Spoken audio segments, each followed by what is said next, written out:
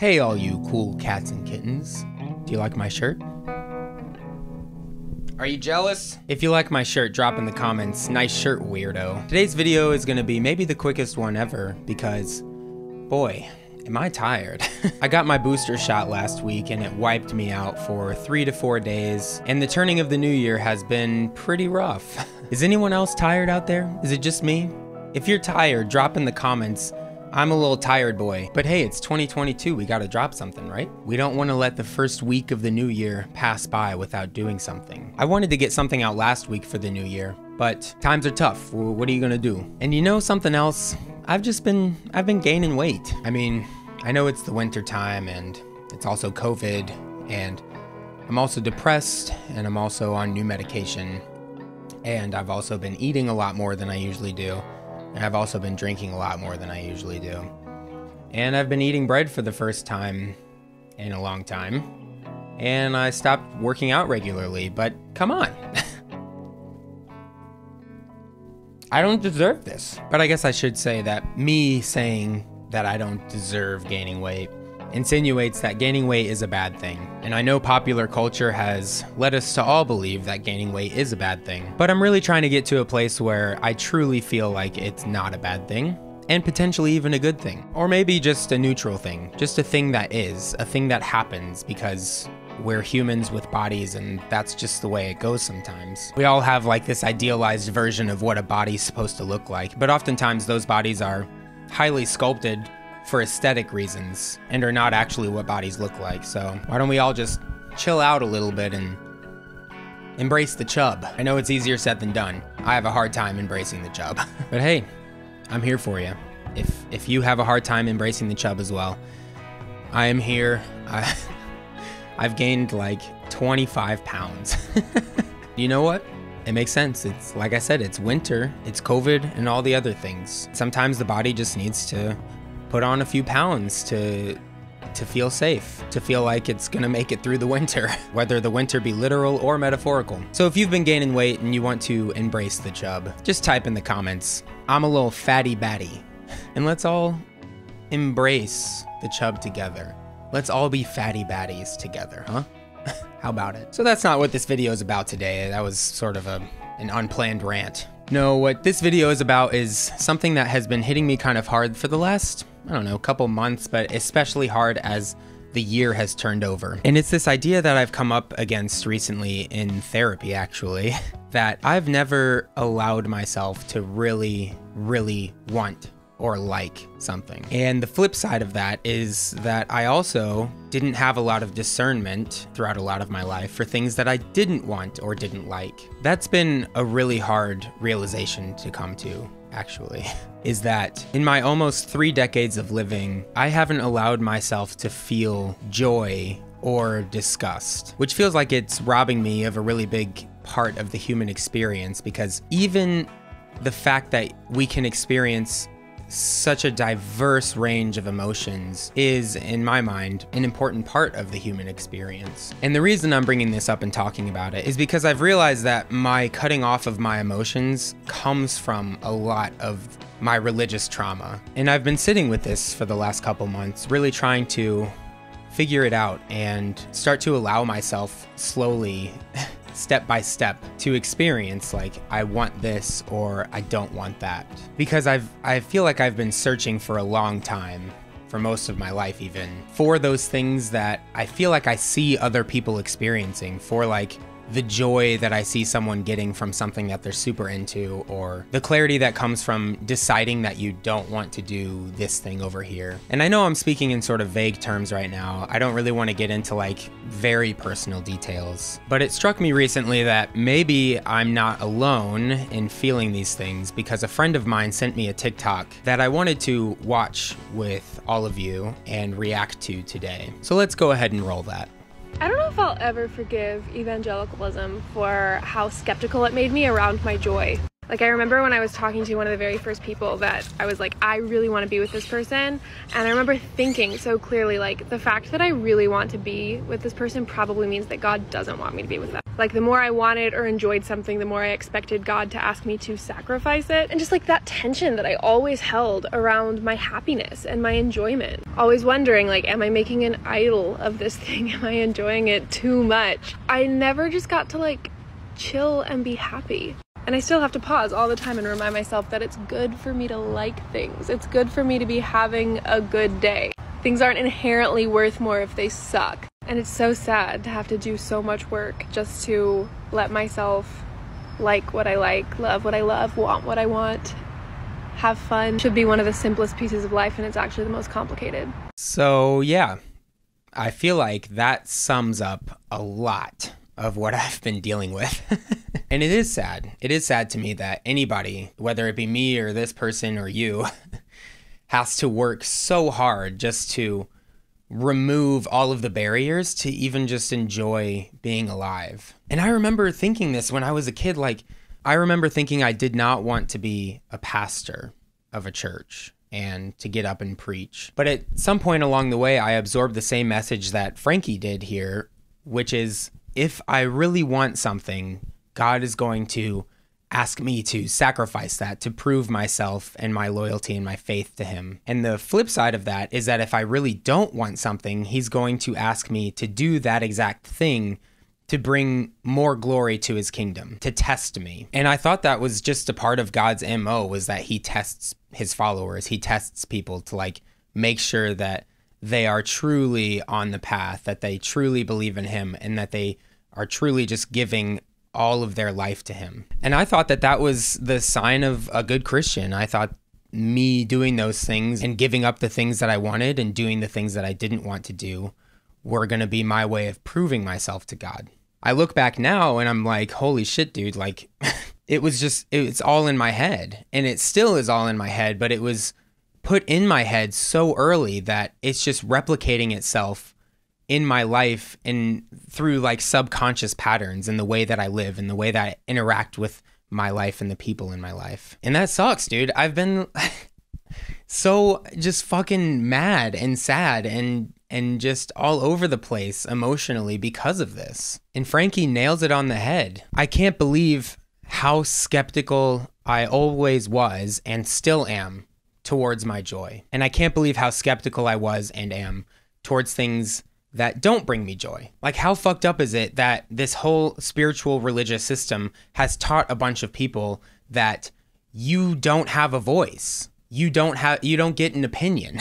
You don't get to have likes and dislikes. You just have to do what this invisible thing tells you to do. And there's no way to know if it actually is the right thing, because it's not like a person talking to you saying, I want you to do this, or I don't want you to do that. It's all just based on feelings, and all of the feelings are mixed up in all of the bullshit of the Christian religion that tells you you're a sinner when you're born, so you're not worthy of going to heaven. You're not worthy of God's love and his grace unless you accept Jesus into your life and do all of the fucking things that he wants you to do.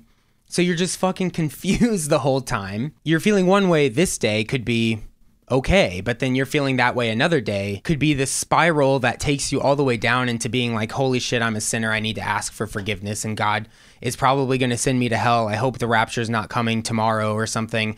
Let me check on my baby brother as he's still asleep, because God would not leave a baby behind.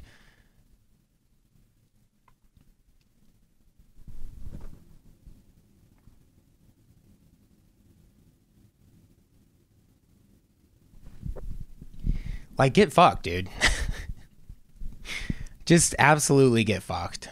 A lot of it is based on interpretation, and you have different people telling you different interpretations, and then you also have the way you interpret things. So following the feeling of everything gets really confusing, because there is no exact way. There is no precise enough interpretation to let you know, yes, this is correct. So you're just confused in making all of your choices, feeling like you have to give up things that you love and feeling like you have to do things that you hate, which is like the fucking definition of complex trauma. You're stuck with these invasive thoughts and feelings over a long period of time where you don't have any agency to do what you would like to do in your life. So it just brings a lot of fucking extreme stress, and in my case, a lot of depression and anxiety and questioning of what am I doing and why am I doing it? And how much more do I need to unpack before I can trust that I know myself, before I can truly just trust myself to like what I like and to not like what I don't like.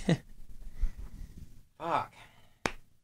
Frankie talking about holding that tension around happiness and enjoyment and wondering if you're making an idol of something, if you're making it more important than God because you like it. It's such a hard thing for anybody to endure, and I think probably a damaging thing for anybody. But imagining myself and others as kids who are being taught this as if it's true, as if it's the way to be, it just fucking, it pisses me off. It sucks so much. And where Frankie says they have to pause all the time and remind themselves that it's good to enjoy things and it's good to have a good day. It just hits home for me because I feel like when I do start to enjoy something or I am having a good day, it starts to feel like something is wrong, actually, because I told myself for so long, I have to hide all of this. I have to hide my joy. I can't let God see it.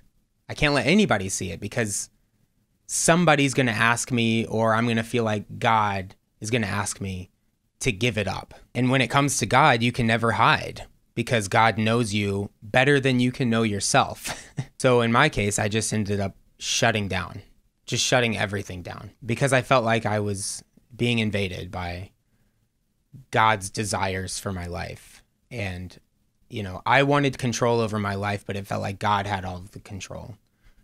So at some point I went into like a freeze and then like a fawn response where I was just like, okay, then I'm not going to decide anything then. Then if I'm going to like not like something or like something and God's going to like do a reversal on me, I'm just going to let go entirely, go with the flow and allow him to take care of everything. So it got rid of all my agency. It got rid of all of my desires.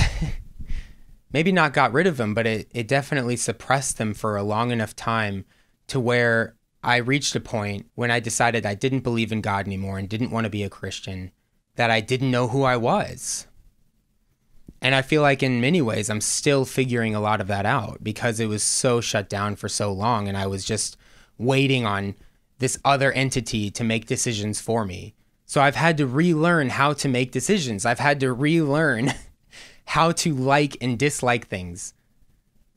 I've had to relearn how to just even have a fucking good day. And again, another one of the things Frankie says is things are not inherently worth more if they suck. And I think that there's such an aggrandized and romanticized idea of like life sucks, which is good because Jesus's life sucked. Being persecuted and feeling shitty is good because it means I'm on the path. It means I'm sacrificing for God, which means he's taking care of me and looking after me because I am following his orders. I think I still have a lot of that left over, like, oh, it's inherently worth more if I feel bad. It's inherently worth more if my life sucks, even though I'm no longer rationalizing that to say, like, this is good because this all sucks for God, which means my afterlife is going to be amazing. Even though I'm not, like, going through those justifications anymore, I still have those learned thought patterns and emotional patterns that take a lot of fucking work to move through. And I don't think there is any like just plucking it out and getting rid of it. I think it has to be moved through. And that sucks. I don't want to do that. I'm tired of doing that. I've been doing that for fucking years now. And I'm sick of it. And I just keep finding more and more and more. And it comes to a point where I'm just like, when the fuck is it ever going to end? And it feels unfair to have been burdened with that as a child and even as an adult. And I genuinely feel so deeply for anybody who has also had to go through that and who is maybe even still going through it just like me. Nobody should have to do a shit ton of healing just to be able to enjoy their life. And yet, evangelical Christianity is one system that leaves countless people in a position where they do have to do that. And I'm not okay with that. It's not okay.